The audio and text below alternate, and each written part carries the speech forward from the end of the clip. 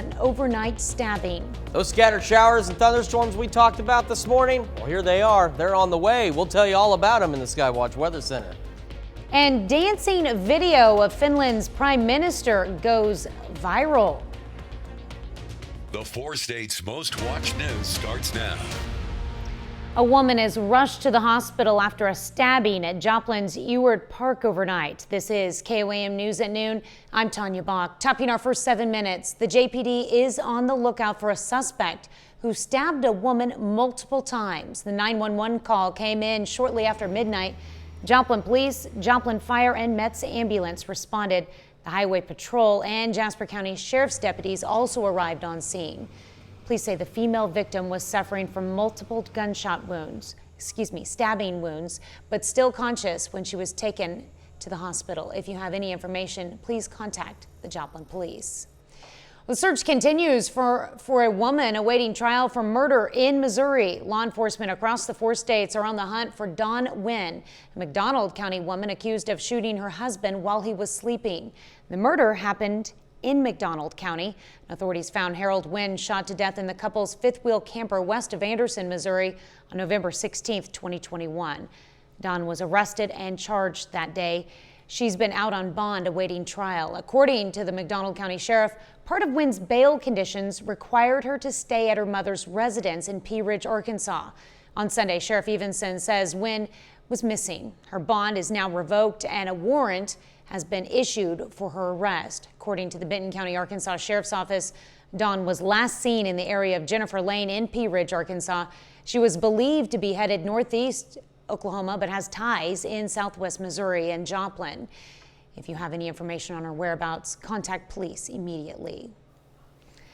Well, get ready for some rain this weekend because it's coming. There's a little bit of rain on the way, and there's actually some of it starting to develop right now off to our northwest. So right here, again, in the immediate area, nothing yet. But take a look up over here to our northwest. There's some widely scattered showers and a few rumbles of thunder, and they were early this morning. They were stretched all the way to Hayes along I-70, and now they're slowly starting to shift southeast, and they're going to continue that southeastward progression. In fact, where it's been raining outside of our area, you can see those cooler contours up there because they're getting some rain. But down here, we don't have any rain yet. 84 in Joplin and Pittsburgh, 88 in Parsons, and Chanute checking in at 90 degrees. Now, the good news is there's not a significant heat index value, which is nice. It's a bit muggy, but it's not miserably muggy. So we're only, a couple of degrees above our temperature right now in Webb City, 85 in Parsons, or in Commerce.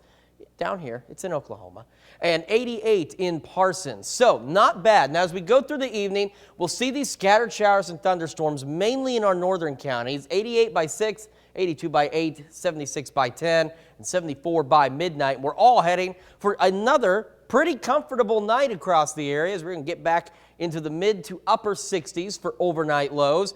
We got scattered storm chances heading into the weekend, which is why it's important to make sure you have the KOAM Skywatch weather app. You can scan that QR code right there, or you can just simply search for KOAM Skywatch weather in your favorite app store. And that way, when storms develop, you'll be the first to know about it. And like I've said before, it's like having the entire Skywatch weather team in your pocket.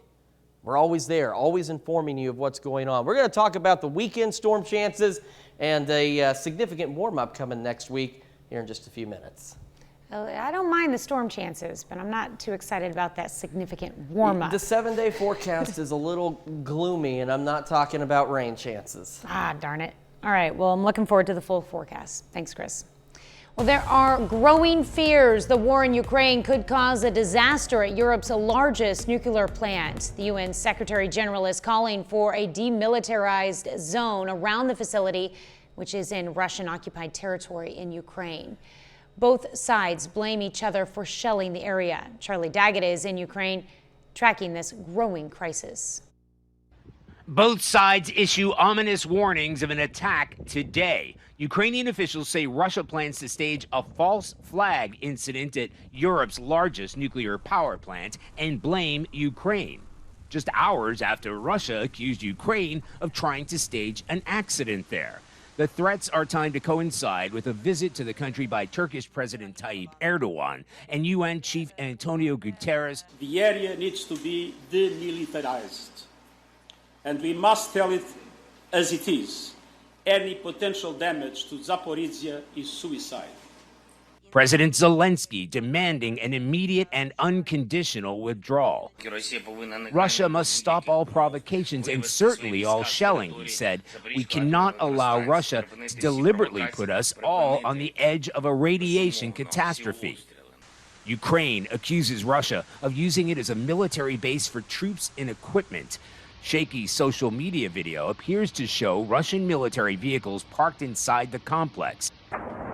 Russian forces captured the plant in the early days of the war, but in the past 2 weeks, it's come under sustained shelling as fighting intensifies in the southeast. While there has been no let-up in Russia's relentless missile strikes on eastern cities like Kharkiv, where officials say at least 19 have died and dozens more have been wounded in 2 days of heavy bombardment.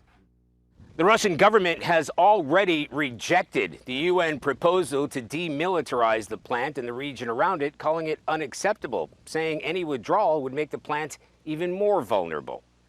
Charlie Daggett of CBS News in Hostomel, north of Kyiv, Ukraine. NASA's new moon rocket is at the Cape Canaveral launch pad, ready for its debut trip into space. Monday's blastoff will be a test flight for future trips to the moon. The rocket is shorter than the ones used in the Apollo missions, but more powerful. It'll fly around the moon in a distant orbit and splash down after about 6 weeks. The flight will be the maiden voyage for the space agency's Artemis program, which is aiming for a moon landing with a human crew as early as 2025. That's a look at today's top stories and weather in our first 7 minutes. Up next on KOAM News at noon, Finland's prime minister is sparking controversy after videos of her partying are leaked. And later, we're making brown sugar glazed salmon in the Mr. Food Test Kitchen.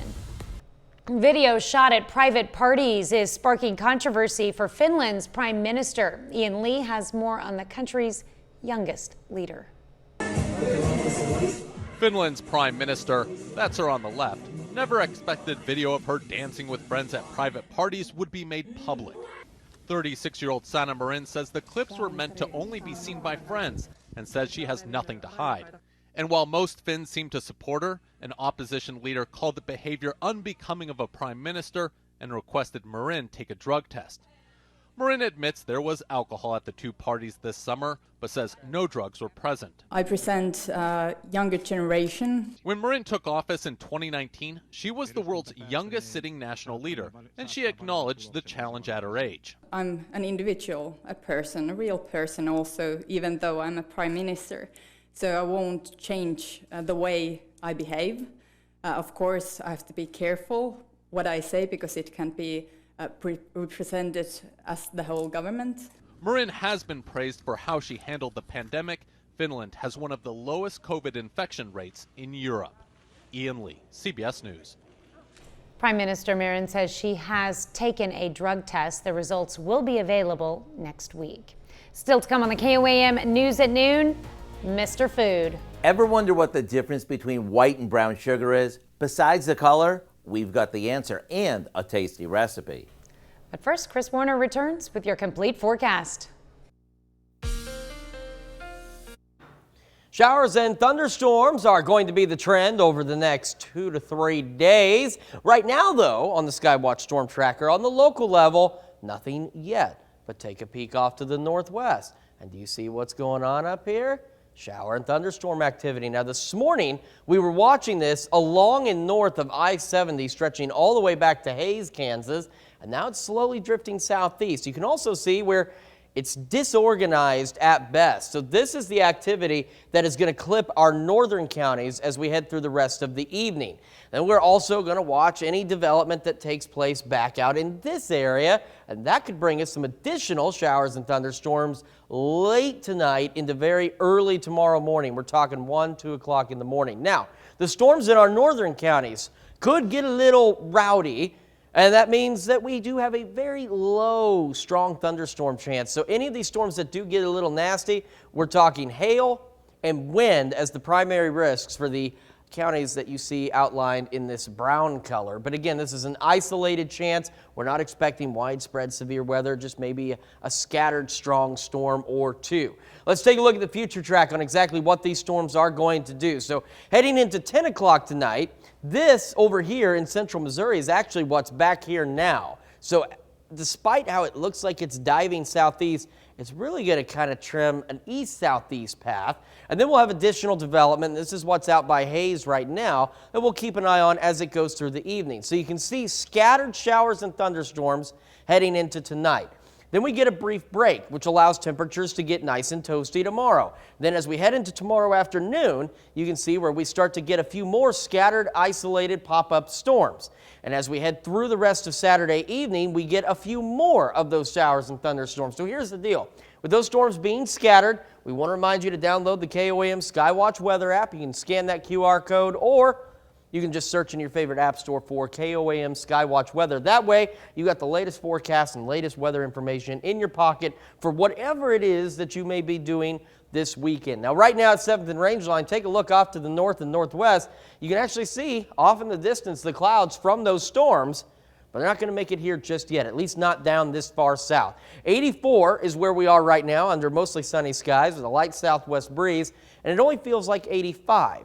So it's a bit muggy. If you go out, the air's a bit thick, but it's not as miserable as it could be, especially right now ahead of thunderstorm chances. Now, up here outside of our immediate area, this is where the rain's been, so they're a little bit cooler. We're talking 70s and 60s up here. But for all of us right now who haven't seen a single drop of rain yet, look at Chanute, 90 degrees, 88 in Parsons, 87 Oswego. A little bit cooler to the southwest, 81, or southeast rather, 81 in Neosho, Anderson, and 80 in Cassville. So since humidity and dew point levels aren't awful, heat index values aren't really awful. They're only maybe a degree or two off of the actual temperature, which we can live with. Now, as we go through the rest of tonight, the temperatures will slowly fall, and we'll have those scattered thunderstorm chances. And that's the other operative word here, even over the next couple of days. These are scattered storms, so some of us may not see anything through the next few days. We'll see those scattered thunderstorm chances, 76 by 10, 74 by midnight, and then overnight lows dropping into the mid to upper 60s. Going over the next 24 hours, you see where those temperatures get down nice. They start to warm back up tomorrow. Now, the good news is tomorrow may not necessarily be as hot as we were concerned with, but we're still looking at some areas pushing the mid-90s. And then 84 on Sunday with those scattered thunderstorms over the weekend. Not a complete washout, as we mentioned, but still, it might rain out some of your plans, so make sure you're keeping an eye to the sky. Longer down the road, there's those storms that'll push off on the northern side of everything. And then as we get into Saturday and Sunday, we'll get more of those scattered thunderstorm chances that'll start to roll through here, especially Saturday afternoon. So something we'll keep an eye on, because some of the storms tomorrow that move through southeast Kansas and southwest Missouri may also be a bit on the strong side. Quick check of that 7-day forecast. We get that nice temperature Sunday, not bad on Monday. And as we head into the middle of the week, we've got temperatures pushing closer to 100 degrees for afternoon highs under partly cloudy skies. The only reprieve from all of this is overnight lows don't look too bad. The warmest they get right now is 70 Wednesday night. So we can take that break in the evening and then just let August just, wail on us by the afternoon. I feel like we're stuck on this four-state roller coaster where we have a couple of cool days and then a stretch of hot days, a couple of cool days and a stretch of hot days. Yeah, the only difference with this little part of this little rise in the roller coaster is this rise is a little bit more. The last couple of little dips we've had, we've only recovered back to the lower 90s, but in this case, we're going to recover into the upper 90s. So we're going to be climbing a slightly steeper At least we're not hitting hill. like 106, 107. No, that's still better than what we have seen. Yes. This is actually slightly more in line with where we should be for this time of year. The next dip down needs to stay down for at least 5 days. We probably got a month or so before we really get a good dip in the roller coaster, Darn but it. we're getting there. Just remember, fall's right around the corner. Yes. And by fall, I mean winter. It's the 4 states. Yes, we don't have a fall. No, Just, we don't. It happens every day, like in We're the gonna morning, go- in the we're gonna morning have and a in the week evening, and then it's done. Where it's going to be 97 degrees, and then the next week we're going to be sitting highs in the 40s, because That's the way it that's how works. we roll down here. All right, thanks, Chris. We take state hero, Purple Heart recipient William Hood in the U.S. Army. The Pittsburgh native served in both World War II and in Korea. The colonel started in the infantry and then later served as an aviation and Army engineer. To Colonel Hood earned 2 Bronze Stars, the Heroism and Ground Combat Medal, and the Purple Heart. To Colonel William Hood, we thank you, our 4-state hero. Want a great meal with less mess and fewer ingredients? Look no further than today's fantastic fish recipe. Howard shows us how to make brown sugar glazed salmon in the Mr. Food Test Kitchen. Here in the Test Kitchen, we love when you email us looking for answers to everyday cooking questions. One question that we recently received was, what's the difference between brown sugar and white sugar? The answer is pretty straightforward. Brown sugar is just white sugar with molasses added to it. That's what gives it its rich brown color and nutty taste. And if you're wondering, what's the difference between light and dark brown sugar? It's simply the amount of molasses that's been added back. Dark has more than light. For the most part, light and dark brown sugar are totally interchangeable. While many of you are probably familiar with using these in your baked goods or adding them to your baked beans, if you've never tried them as a way to bring fish or chicken to life, you're missing out. Here, I made a glaze by simmering together some soy sauce, vegetable oil, a splash of apple cider vinegar, a bit of garlic, ground ginger, and some brown sugar. This goes over some salmon and it's ready for grilling or roasting. That's all it takes. Serve it over some broccoli slaw and get ready for a meal that's unforgettable. To get the recipe for what we call brown sugar glazed salmon, simply visit our website. I'm Howard with Kelly in the Mr. Food Test Kitchen, where today we found a sweet and creative way for you to say, ooh, it's so good. Delicious. You can find this recipe along with a lot more good food from the Mr. Food Test Kitchen online. Just go to our website at KOAMnewsnow.com. Here's a look at our 4-state market prices.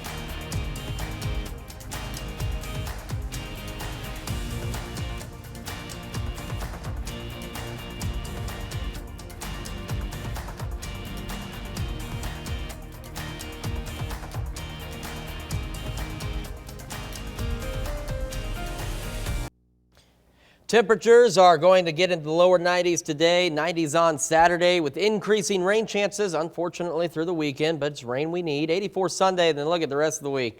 Temperatures get up there into the upper 90s, close to 100 degrees.